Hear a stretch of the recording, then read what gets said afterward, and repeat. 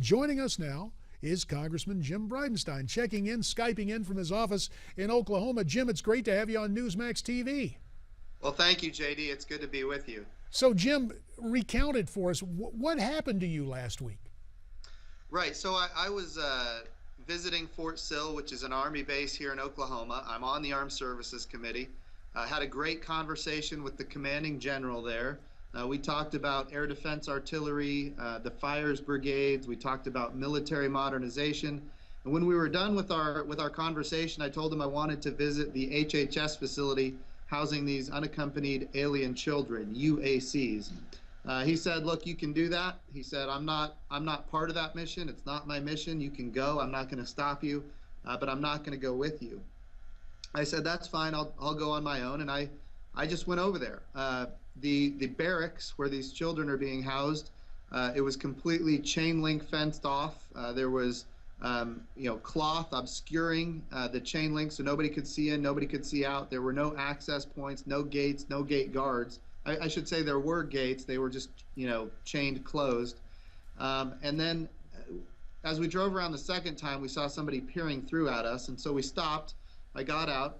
I explained to them that I represent the 1st District of Oklahoma in our nation's capital, and I'd very much like to talk to the person in charge of the facility. The security guy, who was very polite, made a radio call, and the call came back and said that I could visit on July 21st. Interestingly, this was on July 1st, so they were asking me to come back in 3 weeks. I said, "Look, I'm a representative of the people. This is federal property, and I'd like to talk to the person in charge." The person in charge came out. We had a good conversation. He said there won't be any access until the 21st of July. I got the phone number for the Deputy Director of Communications for HHS. I called it. His assistant answered the phone, told me that if I would like to talk to the Deputy Director of Communications, I could send an email. I said, "Look, again, I represent the 1st District of Oklahoma. I'd like to talk to the person that I've been told to contact regarding my denial of access." And again, they said she actually put me on hold. I guess had a conversation with him, came back, and said, "Well, you can send an email." So a member of Congress who has constitutional oversight, yes, right there, you went to see, said, "Let me in," and you got the bureaucratic runaround. Now, I want to get back to the narrative, but I'm just kind of curious, Jim. Who runs this thing now? Is it Homeland Security, Health and Human Services? Who's in charge of the detention center at Fort Sill? So this is a Health and Human Services operation. It is on Fort Sill, which is a DOD operation. So now you've got an HHS facility on a DOD facility. They lease the space. What happens is the children who come across the border, they're apprehended by Border Patrol, and then within 72 hours, they're turned over to HHS, where they go to one of these facilities.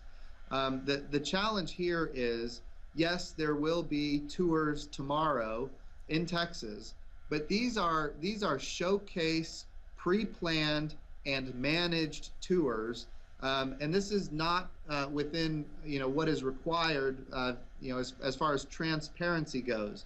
We should have unfettered access. We should be allowed to talk to the personnel that work there, as well as the contract personnel. And certainly we should be able to bring our staff. We should be able to bring interpreters, pediatricians, to talk with the children. And it would make sense that, as these stories are unfolding about the abuse and in many cases rape of the children who have attempted to come here, we need to make sure that these stories of human tragedy are being told. Here's the situation. The president has not enforced federal law. He has left the borders wide open. We only have operational control over 44% of America's borders. Then he advertises to the world that if you come here, you can stay. And ultimately what this has created is a stream of undocumented, or I should say unaccompanied alien children have been streaming across our border. We've now got 60,000 of them. 85% of these children come with a phone number in their pocket. When they call that phone number, once they're in the custody of HHS, Health and Human Services, they call that phone number. They are then released to whoever is on the other end of that phone. It's They call it a custodian. They're released to that custodian who supposedly will bring them back for a court date, but ultimately 90% of them never come back for a court date. So these HHS facilities are really nothing more than in-processing facilities for illegal immigration. And now the president is asking us to invest a new $2 billion into this operation. It's not for border security. It's to expand this illegal immigration in-processing facility, these in-processing facilities. So we need a whole lot of transparency here. And JD, here is the big concern. It's the children, the stories of these children that are coming here. The story down at Lackland Air Force Base, the stories are that as many as a third of the young girls have been raped or abused on the way here. Get into our country, they're told that if they have a child with them, they're more likely to be able to stay. So now we have likely to be able to stay. So now we have human trafficking. We have the leasing of children. These are the stories that this administration does not want to be told. Ultimately, it's up to us as members of Congress to bring transparency to this, because clearly the president does not want that. Well, Congressman, what is it that you think the administration does not want us or you, a representative of the public in your district, to see at the facilities like Fort Sill in Oklahoma or elsewhere? Sure. So here you have a situation where the president has intentionally not enforced border security laws. The president has announced to the world that if you're under 18 and you come here, you're going to get to stay. And ultimately, this has created, and this isn't from me, these are from officials down in Central America that say that the prevailing wisdom down there is if you come to the United States, you get to stay. So the president has created this crisis, and this crisis now has attached to it human tragedy. Again, we've got cases of human trafficking. These children are being released to people. You've got 60,000 children that now the HHS is trying to process through the system. In other words, get them into our communities as quickly as possible. The average stay at these facilities, including the one at Fort Sill, the average stay is 15 to 30 days. So when you hear that there are 1,200 children at these facilities, that doesn't mean there's 1,200. There's 1,200 at a time. So and just to follow up on the question, it's the human tragedy aspect that is obviously very visible in photos like this, but also in elsewhere like Fort Sill, that you think the administration is trying to keep you away from, as well as the American public, a lack of transparency. That is correct. These policies, when you intentionally don't follow the law, there are consequences.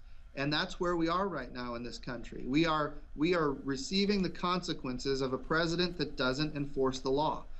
We have laws for a reason. They need to be followed and they need to be enforced. And the president doesn't get to not enforce the law just because it's good for his political prospects. Well, Jim, accordingly, you made mention of the fact that this administration is looking for more money. We've heard talk of in excess of $2 billion being appropriated to handle these children. And I'm just wondering, if this would come to the floor, how are you going to vote? Well, that's the big question, because nobody knows what this $2 billion is for. Is the $2 billion, is it going to be used to in-process more illegal aliens, or is it going to be used to secure the border and quickly and rapidly enforce the border? And the answer is nobody knows. So I wish I could tell you. I'm sure that what they're going to do is they're going to draft a bill, they're going to bring it to the floor, we're going to have to vote in a matter of days or even hours, and nobody's going to know what's in it, which seems to be what's been going on here recently. Well, but ultimately, what we've got to do is make sure that we're doing the right thing and not just exacerbating the problem. Jim Bridenstine, about a minute remains. While you talk about really not knowing the specifics of the bill, the administration making efforts to spell out a new designation. You called these kids unaccompanied alien children. Now I understand there's been a change in nomenclature to drop the term alien.